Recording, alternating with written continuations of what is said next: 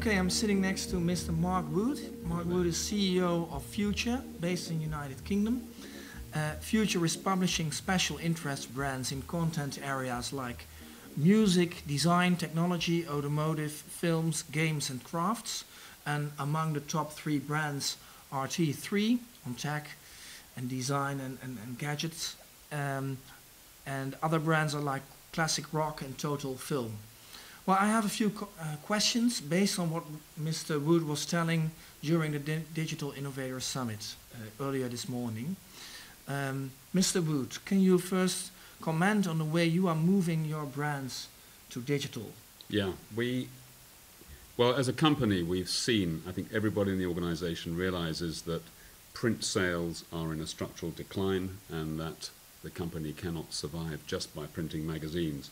So everybody has really got their heads around how we take our brands and our content and make them multi-platform. And what we are doing is we're growing big websites and we are producing digital editions on tablets. And those are the 2 core strategies. And on websites, we take our content, we build up powerful websites, we're building interactivity, we're starting to develop e-commerce, which means we either help retailers to sell to our audience or we sell. And we're just building a richer experience around our content, and at the same time we're trying to bring in new audiences from outside our core markets, in other words, from other parts of the world. So we're taking what are traditionally UK-centric brands and making them global brands online. Yes. And at the same time, we've seen the emergence of tablets and smartphones as another opportunity to build whole new revenue streams. Because on phones, and in particular on tablets, on the iPad, for example, people will pay for content. And that is fantastic news. And it means that we can develop digital editions of all our titles. We have now 70 on the iPad. And we are seeing very good sales, and those sales are holding up very well. We expect them to start to grow quite a lot in the next few months, but already this has been a much bigger opportunity than we expected. So we have interactive brands on the iPad such as T3 and Total Film, and we have straightforward replicas of the magazines. But increasingly we're making everything interactive with embedded video and with more links. So all in all, we're taking all these core brands and saying, how do we make them strong web brands? How do we put them on tablets? And how do we therefore create a digital marketplace which enables us to do more? Okay, that's very clear. Thank you. I can imagine when we compare, like you said earlier this morning, traditional print-based publishing to this real true digital publishing, that publishing has become widely more complicated. How do you deal with that? Well, first of all, the core skills are still important. The core skills are fantastic content and good design and good knowledge of the audience and good awareness of what people want to read. And for us, that's a bit easier because we're in very specialist niches, whether it's technology or it's film or it's cycling. We know what the customer wants or what our audiences want, and we package that. But of course, as you move into a digital space, you've got to start to find new ways to make money. And on websites in particular, people don't like paying for access to websites. And so what we've started to do is say, how can we generate more revenue around that audience? One way was to add video, because you can generate more advertising revenue. But we've also started to really create areas where people can buy things, where they can also join clubs, where we can offer them specialist information which they'll pay for. So we build up tier after tier of special services and products so that we can get our audiences to at least engage with advertisers and retailers, or to pay directly for content. Mm-hmm. And can you comment briefly on what that means for your internal publishing organization? We've had to make quite drastic changes. And part of the problem is the cost base is quite high for print products, so we've had to try and make efficiencies where we can. What we've had to do is stretch our production teams across print and digital. We now say you have to produce everything for all platforms, and people get that, but that's a lot of extra work. But we have also, we've reduced quite a lot of traditional print jobs, and at the same time we've recruited in new people with different skills, and those skills are typically in audience growth, dealing with Facebook, dealing with Twitter, helping to promote our brands, helping to get audiences from Facebook back to our websites. All those skills are new. We've brought in people with digital commercial skills, people who know how to manage online advertising and know how to engage with advertisers. And we're now bringing in people who help make advertisements for the iPad and for websites, because that's a whole new business for us too. Yes.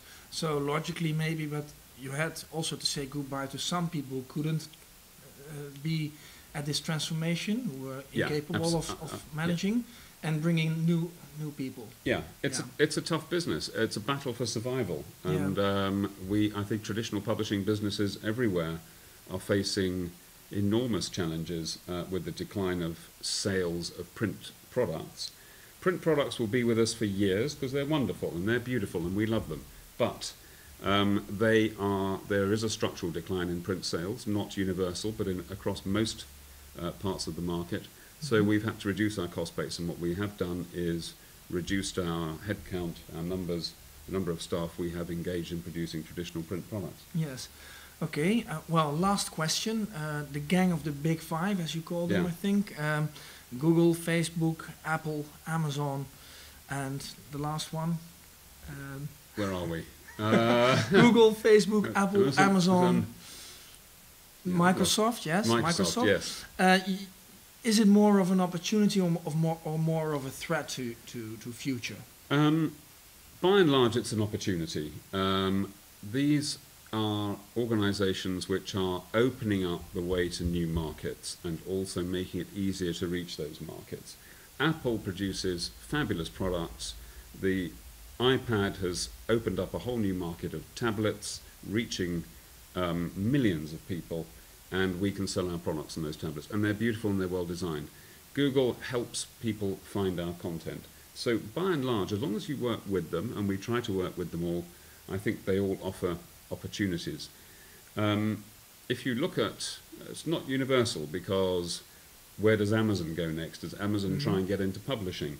More and more ads-on advisory content. We could see Amazon becoming more a competitor. Don't know, but we are moving that way as well, towards e-commerce and potentially either working with them or competing with them. So it's complicated, but by and large, these are the organizations which are changing the world.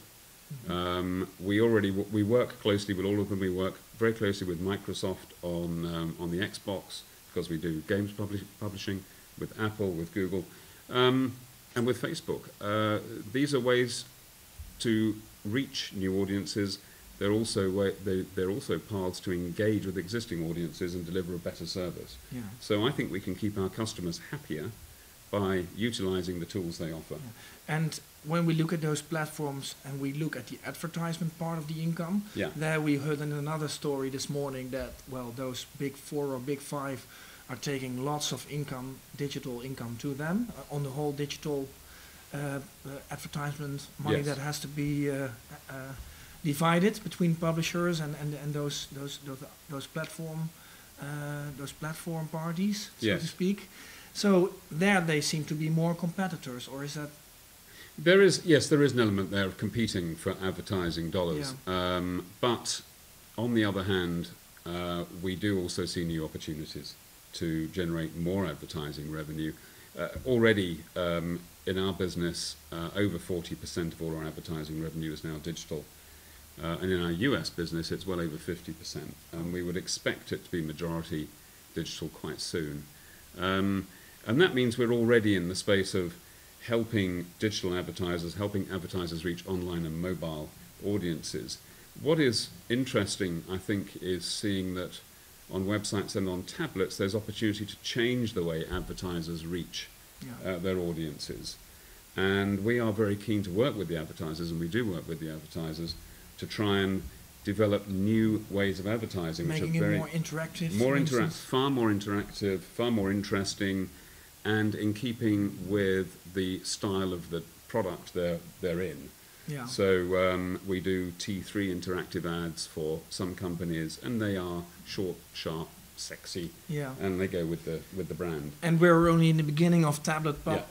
of the tablet Absolutely. adoption, so there's a whole market to win still. Yes. So, Yeah. all in all, quite a positive story, I think. You agree with me? I think it's very exciting. Yeah. You can either sit and look in terror at the changes that are happening and say, oh my God, this is terrible. Mhm. Or you can say, this is fantastic because we're getting all these tools, we're getting the ability to reach whole new marketplaces we couldn't reach before. We export a lot of magazines, but we can now reach much bigger audiences in North America, in Europe, in Asia with our products than we ever could before. And we don't have to print the magazine, we don't have to put it in a truck, we don't have to put it on a plane, and we don't have to rely on somebody in a shop somewhere selling it. Yeah. So suddenly, all those costs have gone, we can reach our audience, Yeah. we can get them to sign up, and that is exciting. And now there's, of course, one big difference between England and Holland, where we publish media facts and where Dutch publishers will have to have an answer on the digital age. Do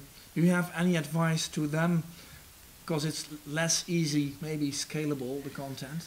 Yeah, scale is a challenge. Yeah. It's easier operating in English in Yeah. that sense, because we then look at the American market as our natural big next market.